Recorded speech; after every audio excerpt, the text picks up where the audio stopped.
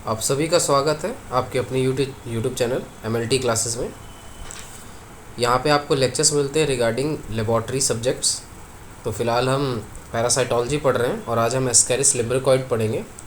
ये जो क्लासेस हैं ये इंपॉर्टेंट है आपके नॉर्सेट एग्जामिनेशंस के लिए, आपके BSc MLT के एंट्रेंस एग्ज़ाम्स के लिए, आपके BSc एंड MSc के भी एंट्रेंस एग्ज़ाम्स के लिए, प्लस आप BSc के बाद जो गवर्नमेंट एग्ज़ाम्स के पेपर क्रैक करने के लिए तैयारी करते हैं उसके लिए भी काम आएंगे, प्लस नीट में और MBBS के जो लेक्चर्स होते हैं उसमें भी काम आते हैं।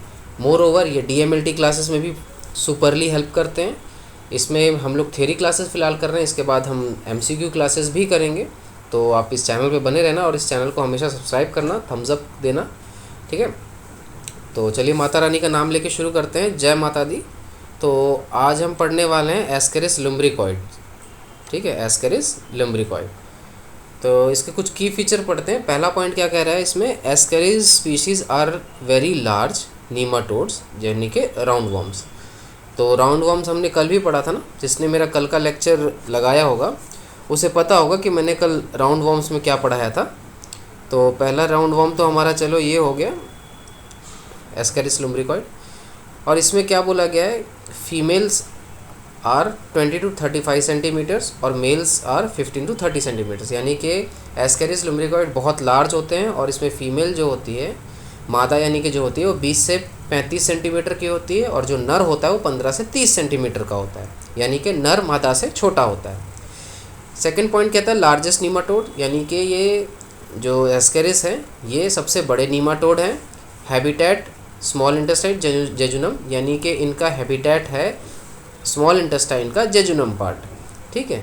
या इसको और भी बोल सकते हैं कि ये जेजुनम में रहता है स्मॉल इंटेस्टाइन के, ठीक है।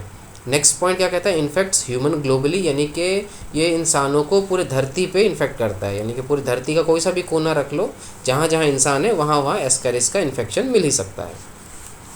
नेक्स्ट पॉइंट क्या कहता है, infective form is embryonated eggs containing rhabditiform larva, यानी कि इसका इन्फेक्टिव फॉर्म क्या है, एम्ब्रियोनेटेड एग्स जिसके अंदर रेबिडिटी फॉर्म लार्वा है।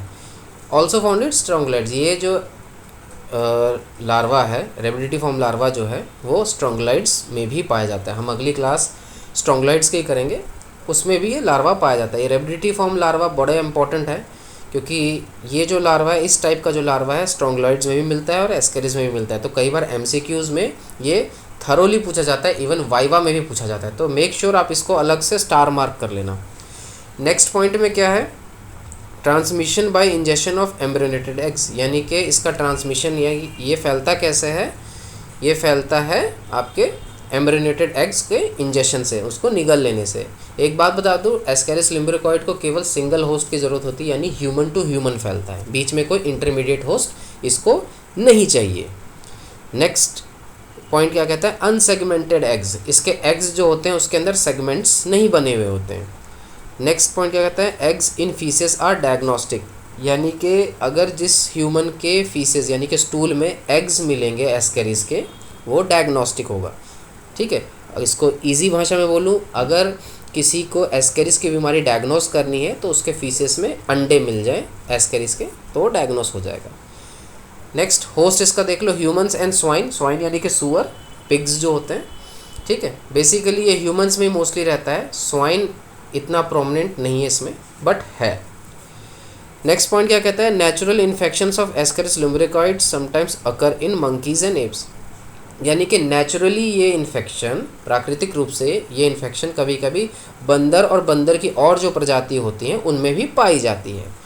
नेक्स्ट पॉइंट क्या कहता है, ascariasis is the most common human helminthic infection globally, यानी कि जो एस्केरिस लिम्ब्रिकॉइड जो इन्फेक्शन कॉज करता है उसको हम एस्केरियासिस बोलते हैं। वो पूरे धरती पे ह्यूमंस में सबसे ज़्यादा हेलमिंथिक इन्फेक्शन कॉज करता है। हेलमिंथिक फैमिली हम पढ़ रहे थे ना, उसका सबसे ज़्यादा इन्फेक्शन एस्केरियासिस का ही होता है ह्यूमंस में। नेक्स्ट पॉइंट यानी कि नेक्स्ट स्लाइड पे हम पढ़ते हैं। तो नेक्स्ट पॉइंट कहता है, the burden is highest in tropical and subtropical region specially in the areas with inadequate sanitation, यानी कि ये पॉइंट कह रहा है ये उन इलाकों में सबसे ज़्यादा इन्फेक्शन कॉज करता है जो कि ट्रॉपिकल और सब ट्रॉपिकल होती है, यानी कि जहाँ पे बारिश होती है, नमी वाला इन्वायरमेंट है और उनमें भी स्पेशली उन एरिया में जहाँ पे साफ़ सफाई का खासा ध्यान नहीं रखा जाता। नेक्स्ट पॉइंट क्या कहता है, generally rare to absent in developed countries, यानी कि ये जनरली जो विकसित प्रदेश हैं, यानी कि जो कि पूरे डेवलप हो चुके नेशंस या एरिया, वहाँ पे ये जनरली नहीं पाया जाता है, क्योंकि वहाँ पे साफ़ सफाई का स्पेशल ध्यान रखा जाता है, इसीलिए। नेक्स्ट पॉइंट क्या कहता है, केसेस में occur in rural improper regions of those countries, यानी कि केसेस कई बार गांव गृहस्थी वाले एरिया में भी मिल सकता है, और उन रीजन में जहाँ पे इस गांव गृहस्थी का प्रॉपर साफ़ सफाई पे और मैनेजमेंट पे ध्यान नहीं दिया जाता, उन एरिया में मिलता है। नेक्स्ट पॉइंट क्या कहता है, areas where human transmission is negligible have direct epidemiological association with pig farms. देखिए अगेन वही चीज़ है जो यहाँ पे हमने पढ़ा था ना, ये ह्यूमंस एंड स्वाइन, तो मैंने बताया था ह्यूमंस में ही प्रीडोमिनेंटली होता है ये। देखिए इस पॉइंट में भी यही लिखा है कि एरिया जहाँ पे ह्यूमंस बहुत नेग्लिजिबल यानी कि बहुत मामूली से आबादी में रहते हैं, वहाँ पे मोस्टली पिग फार्म, जो पिग्स जो होते हैं, सुअर जो होते हैं, उनके फार्म्स होते हैं ना, आपने देखा होगा कई मतलब हॉलीवुड फिल्मों में या वेब सीरीज़ में, जहाँ वहाँ पे क्या होता है, सुअरों का प्रॉपर एक फार्म होता है जहाँ पे उन्हें रखा जाता है। तो ये कई बार सुअरों में हो जाता है और सुअर से फिर इंसान में भी आने के चक्कर होता है, ठीक है। तो बेसिकली यही चीज़ बताई गई है कि जहाँ पे ह्यूमंस बहुत कम रहते हैं वहाँ पे कई बार पिग फार्म्स में ये धड़ल्ले से फैल जाता है, और पिग्स में भी ये टेपवर्म मिल जाता है, सॉरी ये एस्केरिस जो है हमारा राउंड वर्म मिल जाता है। एक बात मैं बता दूँ, एस्केरिस हुकवर्म नहीं है, ये राउंड वर्म है, याद रखना, ठीक है। राउंड वर्म, हुकवर्म, टेपवर्म, ये तीनों अलग है, ठीक है। जिसने मेरे पहले लेक्चर्स लगाए हैं उनको सारा ये क्लियर होगा, और जिन्होंने नहीं लगाया वो जाके पहले मेरे पुराने लेक्चर्स देखो, फिर इस लेक्चर पे आना। नेक्स्ट पॉइंट क्या कहता है, अ फीमेल में produce approx 2 lakhs eggs per day which are passed with the faeces, यानी कि जो फीमेल वर्म होगी, फीमेल राउंड वर्म होगी, वो एक दिन में तकरीबन 2 लाख अंडे प्रोड्यूस कर सकती है, जो कि ह्यूमन के फीसेस यानी मल मूत्र में मिल सकते हैं, मल में मिल सकते हैं।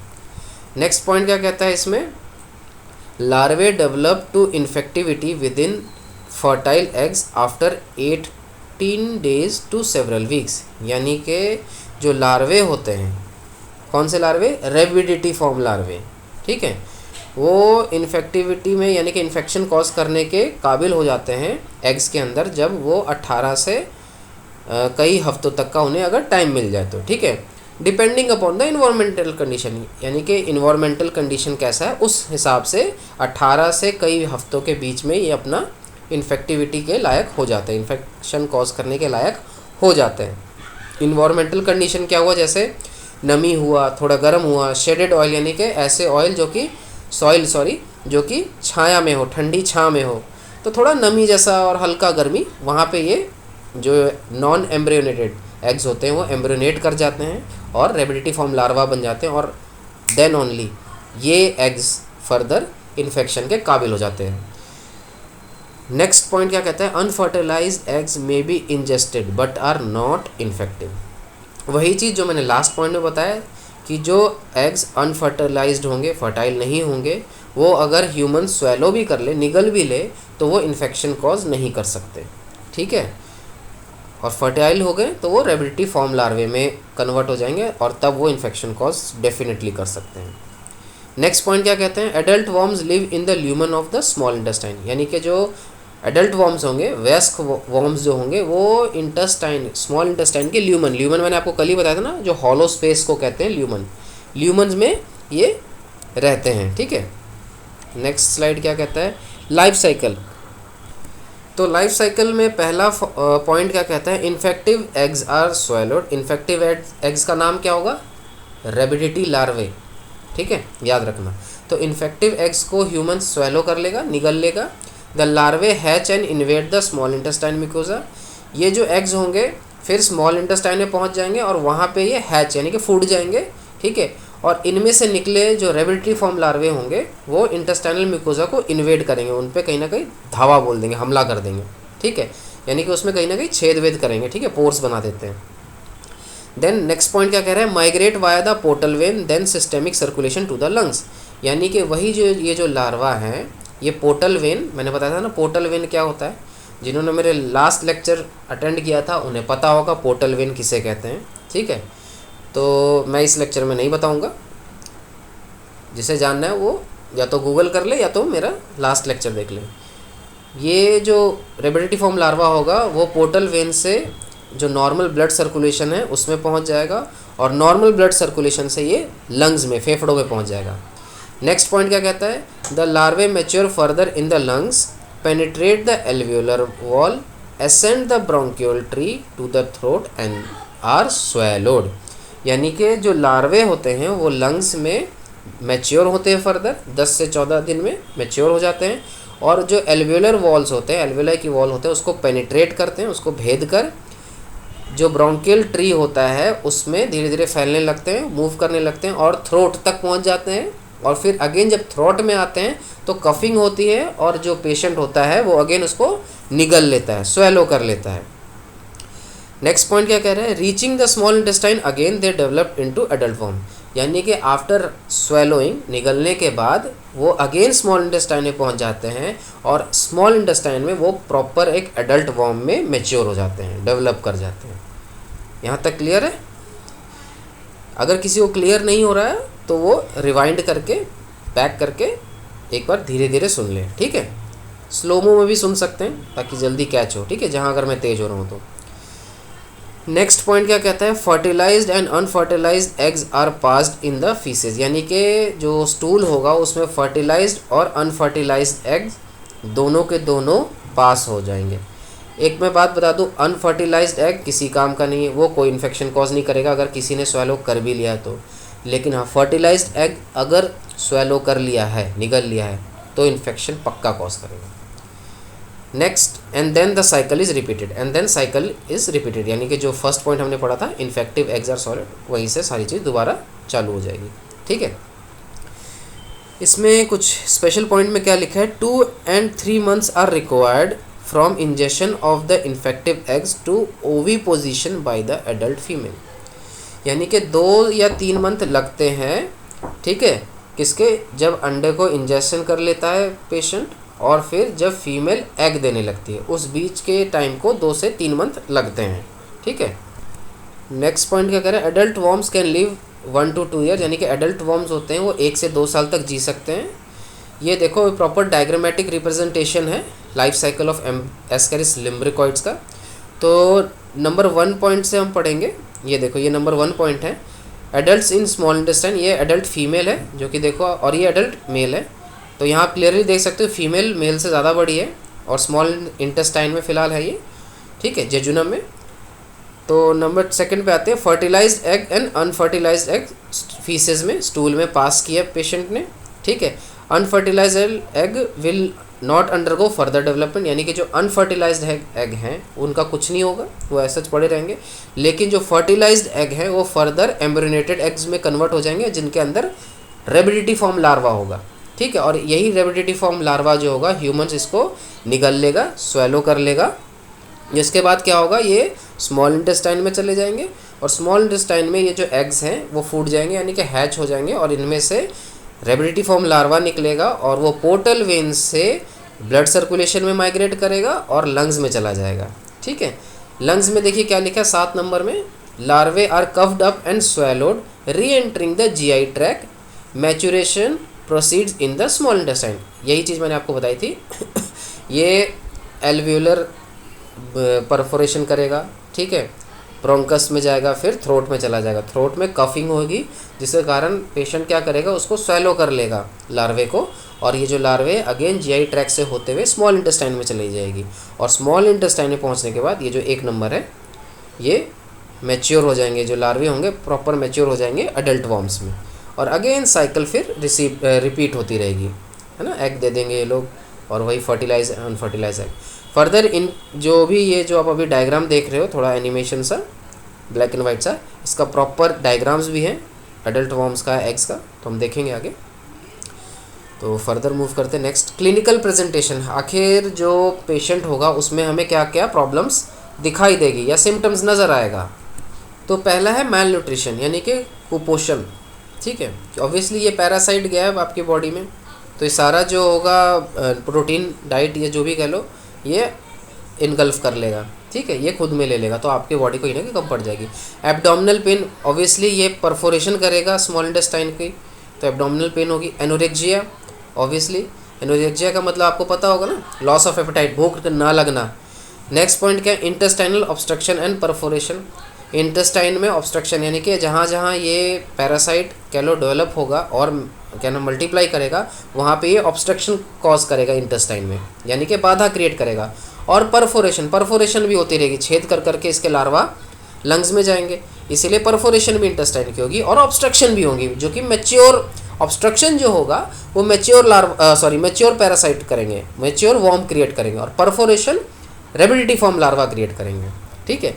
नेक्स्ट पॉइंट, अपेंडिसाइटिस कॉज करेगा, ऑब्वियसली ये अपेंडिक्स में चला जाता है एंड में। ऑब्स्ट्रक्टिव जॉन्डिस भी कॉज करेगा, ऑब्वियसली पोर्टल वेन इन्वॉल्व हुआ है तो कहीं ना कहीं जॉन्डिस का भी है ना प्रॉब्लम क्रिएट करेगा, ऑब्स्ट्रक्टिव जॉन्डिस ही कॉज करेगा। ऑब्स्ट्रक्टिव जॉन्डिस में दो कह लो बायोकेमिस्ट्री के हमें पैरामीटर्स चेंजेस मिलेंगे।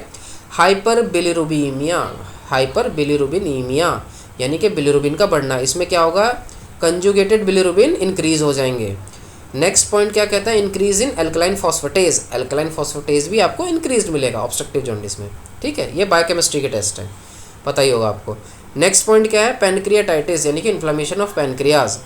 नेक्स्ट पॉइंट क्या कहता है, एलर्जिक मैनिफेस्टेशन, एलर्जन कह लो आपको, एलर्जिक कंडीशंस भी, एलर्जिक प्रॉब्लम्स भी पेशेंट को हो सकते हैं। नेक्स्ट पॉइंट, लोफलर सिंड्रोम, जिसे हम इयोसिनोफिलिक निमोनिया भी कहते हैं, ठीक है, लोफलर सिंड्रोम भी हो जाएगा ऑब्वियसली, क्योंकि ये लंग्स की तरफ बैक जाता है, इसीलिए। इसमें बड़ा इंपॉर्टेंट पॉइंट है, Loeffler syndromes also caused by Ancylostoma duodenale, Necator americanus and Strongyloides stercoralis. ये हमने लास्ट क्लास में भी पढ़ा था ना, एनकाइलस ये जो है एनकाइलोस्टोमा ड्यूडेनल, नेक्टर अमेरिकैनस भी लोफलर सिंड्रोम करते हैं। तो याद रखना, ये बहुत ज़्यादा इंपॉर्टेंट चीज़ है लोफलर सिंड्रोम। पैरासाइटों में कई बार मैंने जब खुद एंट्रेंस पेपर दिया है तो लोफलर सिंड्रोम के बारे में डेफिनेटली पूछा गया है। तो लोफलर सिंड्रोम इंक्लूडिंग आपका एस्केरिस लुम्ब्रिकॉइड, ये जो आपका एनकाइलोसोमा ड्यूडेनल, नेक्टर अमेरिकैनस और स्ट्रोंगुलाइड स्टर्कोलैरिस, ये 4 पैरासाइट लोफलर सिंड्रोम कॉज करते हैं, ठीक है। ये आप कहीं ना कहीं स्टार पॉइंट में लिख लेना, ठीक है। सो नेक्स्ट पॉइंट पे हम मूव करते हैं। अगला स्लाइड कहता है हमें लेबोरेटरी डायग्नोसिस, तो इसका आ जाइए पहला पॉइंट पढ़ते हैं। सैंपल जो प्रेफर्ड है वो stool, sputum, gastric aspirate and biopsies. Obviously stool में हमें एग्स मिलेंगे, स्पूटम में हमें रेबिडिटीफॉर्म लार्वा मिलेंगे, गैस्ट्रिक एस्पिरेट में अगेन जो हमारे पेशेंट ने स्वेलो किया है स्पूटम को, उसी में से अगेन रेबिडिटीफॉर्म लार्वा मिल सकते हैं।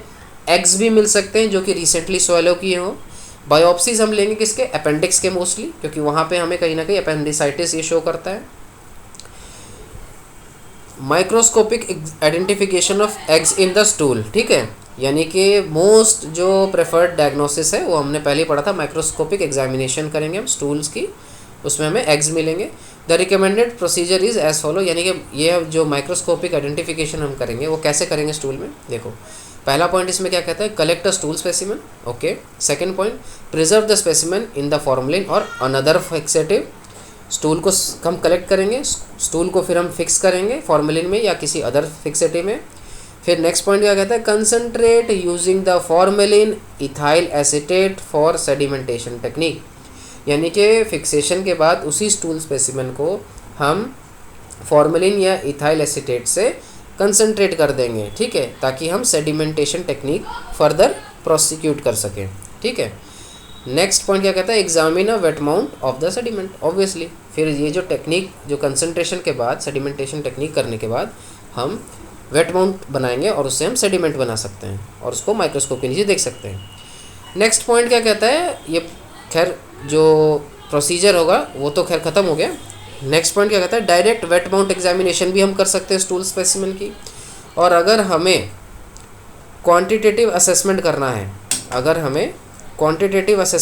है, तो हमें उसे कैटोकैड्स और quantitative faecal flotation can be used, ठीक है। कैटोकैड्स क्या होता है वो मैंने कह लो एक दो क्लासेस पहले मैंने बताया है। अगर जिसे देखना है तो वो प्लीज़ रेगुलरली मेरे ये वीडियोस देखते रहना ताकि आपको ना नॉलेज रहे, ठीक है। फीकल फ्लोटेशन आपको पता होगा, फ्लोट करवाते हैं जिससे अंडे जो ऊपर ही रह जाते हैं और उसको हम एक्सट्रैक्ट कर लेते हैं। खैर एग्स के बारे में हमने स्पेशल और इसमें कई बोल्ड पॉइंट्स लिखे हैं जो कि बड़े इंपॉर्टेंट है, वो एमसीक्यूज़ में भी काम आएंगे, थ्योरी में भी काम आएंगे, वाइवा में भी काम आएंगे, ठीक है। सो ज़रूर उसको कहीं ना उसको बहुत इंपॉर्टेंट देना। नेक्स्ट पॉइंट क्या कहते हैं, larva can be identified in sputum और gastric aspirate during the pulmonary migration phase, ठीक है। यानी कि जो लार्वा होंगे वो स्पूटम गैस्ट्रिक एस्पिरेट्स में भी मिल सकते हैं जब rhabditiform larva pulmonary migration phase में होगा। ओके, नेक्स्ट स्लाइड पे बढ़ते हैं। नेक्स्ट स्लाइड क्या कहता है, adult worms are occasionally passed in the stool, mouth और nose and are recognised by their macroscopic characteristics, example presence of 3 lips. ये पॉइंट ये कह रहा है जो एडल्ट वॉर्म होगा वो कभी कभी स्टूल में मिल जाता है, माउथ में मिल जाता है और नोज से भी बाहर आ जाता है, ठीक है। और उसको हम कह लो रिकॉग्नाइज कर पाते हैं bye it's macroscopic characteristics. Macroscopic मतलब विदाउट माइक्रोस्कोप, नंगी आंखों से भी हम देख के बता सकते हैं कि वो एडल्ट वॉर्म एस्केरिस लिम्ब्रिकॉइड का है कि नहीं है, ठीक है। तो उसमें क्या देखने को मिलता है, presence of 3 lips, 3 lips type के देखते हैं। इसका जो प्रेजेंस ऑफ 3 लिप्स है उसकी पिक्चर कह लो, फोटो कह लो, वो नेक्स्ट स्लाइड में आपको दिख जाएगा, 1-2 स्लाइड में आपको नज़र आ जाएगा, ठीक है। तो खैर आगे बढ़ते हैं। इसमें हम आगे क्या कर सकते हैं, डिटेक्शन ऑफ एग्स और worm DNA in human stool, यानी कि ह्यूमन स्टूल से हम एग या वॉर्म का डीएनए भी हम डिटेक्ट कर सकते हैं। नेक्स्ट पॉइंट कह रहा है IHA and IFA to detect Ascaris antibody, यानी कि IHA और IFA भी हम कर सकते हैं जो एंटीबॉडीज टेस्ट है, ठीक है। Indirect haem agglutination test, indirect fluorescent antibody detect कर सकते हैं जिसमें हमें क्या मिलेगा, एस्केरिस एंटीबॉडीज़ मिलेगी, ठीक है। काफ़ी बेसिक सी चीज़ है ये सब।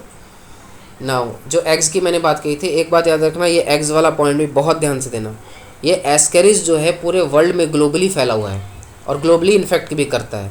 तो इसके बारे में आप चाहे इंडिया में रह के तैयारी करो मेडिकल साइंस की, लेबॉर्ट्री साइंस की, नर्सिंग की, डॉक्टरी की, या इंडिया के बाहर करो, एस्केरिस हर देश में पूछा जाएगा, ठीक है। और इंडिया में तो पूछा ही जा रहा है। सो देखो एग्स में पहला पॉइंट क्या कहता है, बाइल स्टेन्ड एग्स। मैंने आपको ना आई थिंक एंटेरोबायस वर्मिकुलरिस जब पढ़ाया था तभी आपको मैंने बाइल स्टेन्ड एग्स और नॉन बाइल स्टेन्ड एग्स के बारे में एक डिफरेंशिएशन चार्ट बताया था, उसमें इसके बारे में लिखा हुआ है। तो वो चार्ट को भूलना मत, ठीक है। वो चार्ट अगर आपने वो क्लास नहीं लगाया तो जाके एंटेरोबायस वर्मिकुलरिस का क्लास पहले लगाओ और उसमें से एक स्लाइड में से वो एक डिफरेंशिएशन बॉक्स निकाल लो, ठीक है, स्क्रीनशॉट ले लो उसका। तो खैर इसमें पढ़ते हैं, बाइल स्टेन्ड एग्स है, ठीक है। नेक्स्ट पॉइंट क्या कहते हैं, fertilise eggs are shorter and wider, float on saturated salt solution. जो फर्टिलाइज्ड एग होंगे यानी कि वो एग जिनके अंदर रेबिडिटी फॉर्म लार्वा होंगे वो छोटे होंगे, थोड़े चौड़े होंगे और वो सैचुरेटेड सॉल्ट सोल्यूशन के ऊपर फ्लोट करेंगे, तैरेंगे। नेक्स्ट पॉइंट क्या कहते हैं, unfertilised eggs are longer, narrower, do not float on saturated salt solution. जो कि अनफर्टिलाइज्ड एग्स होंगे जिनमें रेबिडिटी फॉर्म लार्वा नहीं होगा वो थोड़े लंबे होंगे, थोड़े पतले होंगे और सैचुरेटेड सॉल्ट सोल्यूशन में फ्लोट नहीं करेंगे, यानी कि वो डूब जाएंगे, ठीक है। ये बहुत बड़ा डिफरेंस है दोनों में। आगे देखते हैं, अनफर्टिलाइज्ड एग्स हैव मैमिलेशंस। जो अनफर्टिलाइज्ड एग्स होते हैं उनमें मैमिलेशंस होते हैं और फर्टिलाइज्ड एग्स पे नहीं होते, ठीक है। ये भी एक डिफरेंस मिल गया। नेक्स्ट पॉइंट क्या कहते हैं, some eggs lose mamillation and called as decorticated eggs. यानी कि कुछ एग्स जो होते हैं, ये जो दोनों एग्स की बात कर रहा हूँ, फर्टिलाइज और अनफर्टिलाइज एग, इन दोनों में से कुछ एग्स जो होते हैं वो अपनी जो ये मैमिलेशंस होती है, एक ना आउटर कवरिंग होती है। मैमिलेशन क्या होता है पहले मैं आपको ये बता दूँ। अगर आप ये एक तरीके का बॉक्स है, ये आप समझ लो एग है, एग के ऊपर जो लेयर है उसको कहते हैं मैमिलेशंस, मैमिलेशन लेयर। कई जो एग्स होते हैं उनके मैमिलेशन लेयर हट जाती है जिसे हम डेक्टोरिकेटेड, ठीक है, डेक्टोरिकेटेड एग्स कहते हैं, ठीक है, डेक्टोरिकेटेड एग्स कहते हैं, ठीक है। तो नेक्स्ट पॉइंट क्या कह रहा है, बड़ा इंपॉर्टेंट पॉइंट है, नोट में लिखा है, unfertilised eggs are heaviest of all helminthic eggs. बहुत ज़्यादा इंपॉर्टेंट पॉइंट है भाई, ये कई बार MCQ में पूछा हुआ है। MCQ किसके लिए, जॉब प्रिपरेशन के लिए। वो किन जॉब की मैं बात कर रहा हूँ, नॉर्सेट और जो BSc MLT के बाद जो गवर्नमेंट जॉब के लिए अप्लाई करते हैं जो लोग, उनमें कई बार ये पूछा गया है कि कौन सा हेलमिंथिक एग सबसे हेवीएस्ट होता है, तो इसको भी स्टार मार्क करके लिख लेना, ठीक है। नेक्स्ट स्लाइड पे देखते हैं लेबोरेटरी सेफ्टी के बारे में। यहाँ पे कुछ कहा गया है, इसमें ये कहा गया है Ascaris species eggs require weeks in the environment to develop into an infective stage, thus infectious eggs are not likely to be encountered in clinical specimens. यानी कि जो एस्केरिस के जो एग्स होते हैं उनको कई हफ्ते लगते हैं इन्वायरमेंट में, जब स्टूल में पास कर दिया जाता है ओपन इन्वायरमेंट में, उनको उन एग्स को कई हफ्ते लग जाते हैं ताकि उनके अंदर रेबिडिफॉर्म लार्वा डेवलप कर पाए, ठीक है। तो इसीलिए अगर किसी क्लिनिकल स्पेसिमेन में आपको ये एग्स चाहिए तो वो इन्फेक्शियस एग्स नहीं मिलेंगे, क्योंकि एग्स जो होते हैं या कह लीजिए जो स्टूल जो होता है वो फ्रेशली पास होता है, ठीक है। मैं इस पॉइंट को दोबारा रिपीट कर देता हूँ। एस्केरिस के जो एग्स होते हैं उनको खुले इन्वायरमेंट में कई हफ्ते लग जाते हैं ताकि उनके अंदर रेबिडिफॉर्म लार्वा डेवलप हो पाए, ठीक है। लेकिन वही चीज़ आपको क्लिनिकल स्पेसिमेन में नहीं मिलेगा, यानी कि स्टूल में नहीं मिलेगा, बिकॉज स्टूल फ्रेशली पास्ड है, ठीक है। तो नेक्स्ट हम पढ़ते हैं, इसमें क्या लिखा है। ये जो आप डायग्राम देख रहे हो ये क्या है, unfertilised eggs of Ascaris lumbricoides, note the prominent mamillation on the outer layer. ये जो आप उबड़ खाबड़ सा देख रहे हो ना, ये उबड़ खाबड़ सा जो है ये है मेमिलेशन, ठीक है। और ये जो एग है अनफर्टिलाइज्ड एग है एस्केरिस लुम्ब्रिकॉइड का। नेक्स्ट ये देखिए इनफर्टाइल डेक्टोरिकेटेड एग ऑफ एस्केरिस लुम्ब्रिकॉइड। तो एक बात क्लियर हो गया, ये इनफर्टाइल एग है, ठीक है, और इसके ऊपर इसने जो है मेमिलेशन लूज़ कर दिया है, जिसके कारण इसको हम डीकॉर्टिकेटेड एग्स बोल रहे हैं, ठीक है। देखो दोनों में कितना फ़र्क है, ये रफ सरफेस है इसका और इसका स्मूथ सरफेस है। नेक्स्ट स्लाइड हमें क्या कह रहा है, आइए उसको देखते हैं। Fertilise eggs of Ascaris lumbricoides in an unstained wet mount stool, ठीक है, a larva is visible in the egg. ये जो है फर्टिलाइज एग है और इसके अंदर जो आप देख रहे हो ये लार्वा डेवलप हो चुका है, ठीक है, कुछ ऐसा दिखता है लार्वा। और वही आप ये देख रहे हो कैसे पूरा भरा हुआ है ना, ये इनफर्टाइल एग है और ये पूरा भरा हुआ है अंदर से। और वही जब लार्वा बन गया तो ये देखो जगह जगह स्पेस भी इसके छूट गए, ठीक है। फर्टिलाइज एग है ये पूरा। अभी भी देखो इसके ऊपर मेमिलेशंस भी आपको नज़र आएगी, है ना। ये अनस्टेंड है, ये स्टेंड नहीं है, ठीक है। नेक्स्ट स्लाइड पे बढ़ते हैं। ये देखो lumbricoides decorticated egg, fertile egg in the wet mouth. ये देखो ये फर्टाइल एग है, इसके अंदर अगेन लार्वा है, लेकिन इसके अंदर क्या हो गया, मेमिलेशन इसने लूज़ कर दिया, तो ये डीकॉर्टिकेटेड हो गया, ठीक है। इसको डीकॉर्टिकेटेड एग कहेंगे। नेक्स्ट ये क्या कह रहा है, larva of lumbricoides hatching from the egg. ये देखो ये अगर आप इसको जूम करोगे तो आपको ये देखो ये लार्वा प्रॉपर नज़र आएगा, प्रॉपर लार्वा बन चुका है ये, है ना। ये अब हैच आउट होने वाला है कह लो, ठीक है, बिल्कुल फाइनल स्टेज पे पहुंच चुका है। और ये देखो लार्वा है जो कि हैचिंग हो रहा है, ये हैच हो रहा है बाहर। ये लार्वा जो है रेबिडिफॉर्म लार्वा है ये, और ये जो एग शेल को तोड़ के बाहर आ गया है, हैच आउट हो रहा है। देखो कितना सुंदर डायग्राम है। ये देखो ये लार्वा, ये वही लार्वा है जो अभी अंदर है एग के, और ये वही लार्वा जो एग के बाहर आ गया है, रेबिडिफॉर्म लार्वा, ठीक है। देखो कितना सुंदर चीज़ है। मैं आपको फिर से रिक्वेस्ट करता हूँ प्लीज़ इस चैनल को सब्सक्राइब करना यार, बड़ी मेहनत लगती है इतना सब डाटा कलेक्ट करने में, इसको इवेलुएट करने में, इसको एनालाइज करने में, कुछ गलती है या नहीं वो चेक करने में, प्लस मिस्टेक्स को एडिट करने में, और कई चीज़ ऐड ऑन और सब्सट्रैक्ट करने में, ठीक है, इसको एडिट करने में, वीडियो अपलोड करने में। सो गाइस प्लीज़ इस चैनल को सब्सक्राइब करना, शेयर करना, इस वीडियो को लाइक करना, ठीक है, ताकि मेरे को भी मोटिवेशन मिलता रहे प्लीज़। सो नेक्स्ट स्लाइड पे बढ़ते हैं। ये देखो ये एक अडल्ट फीमेल है एस्केरिस लुम्ब्रिकॉइड की, ठीक है। नेक्स्ट स्लाइड में करते हैं। ये देखो ये है क्लोजअप एंटीरियर व्यू। ये देखो जो 3 लिप्स बोले थे ना, 1 2 3, 1 2 3, ये 3 लिप्स हैं। इसमें लिखा है closeup of the anterior end of an adult Ascaris lumbricoides, note for the 3 lips. 3 lips है ना, ये मैंने बोला था ना डायग्राम मिलेगा बाद में, मिला ना। ये देखो ये क्या है, पोस्टीरियर एंड है, यानी कि पिछला सिरा है ये लुम्ब्रिकॉइड्स का। और देखो कर्ल्ड टेल है, यानी कि मुड़ा हुआ कर्ली सा, कर्ली हेयर बोलते हैं ना, वैसे ये कर्ली टेल है इसका एस्केरिस लुम्ब्रिकॉइड का, ठीक है। ये एक तरीके का कह लो एक फीचर होता है। ये मेल है ये, ठीक है, posterior end of a male worm है ये, ठीक है। इसका मेल का क्या होता है, एंड जो होता है वो थोड़ा कर्ल्ड होता है, यानी कि घुमावदार होता है कह लो। So thank you very much, बहुत बहुत शुक्रिया, बहुत बहुत धन्यवाद आप सभी का जो आपने ये क्लास अटेंड किया।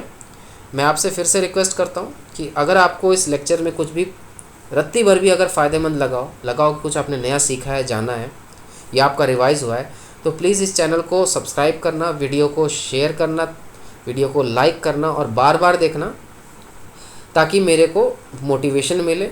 और एक और बात, अगर आप कहीं पब्लिक एरिया में या आपको वीडियो देखने का मन नहीं करा तो आप कान में हेडफोन लगा के भी इस वीडियो को सुन सकते हैं, ताकि आपको बार बार रिवाइज़ होता रहे audio as an audio format में। ठीक है, तो मैं आपसे ये रिक्वेस्ट करूँगा, जो लोग नॉर्सेट की तैयारी कर रहे हैं उनके लिए वीडियो बहुत फ़ायदेमंद है, जो लोग BSc MLT की तैयारी कर रहे हैं उनके लिए फ़ायदेमंद है, जो लोग अभी DMLT कर रहे हैं उनके लिए फ़ायदेमंद है, जो लोग अभी गवर्नमेंट जॉब्स की तैयारी कर रहे हैं फॉर द लैब टेक्नोलॉजिस्ट उनके लिए बहुत इंपॉर्टेंट है।